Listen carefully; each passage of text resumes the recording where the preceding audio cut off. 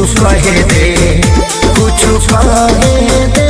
अभी बस करी रे बगली रहे दे, अभी बस करी रे बगली रहे दे। दर्द तेरे मारी वो पहिले सहे दे, अभी बस करी रे बगली रहे दे।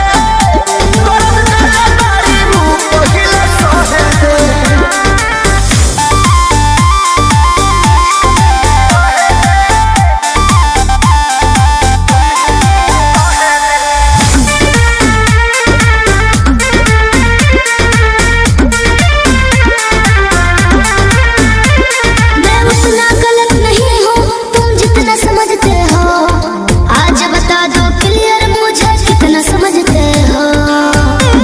चुप क्यों हो?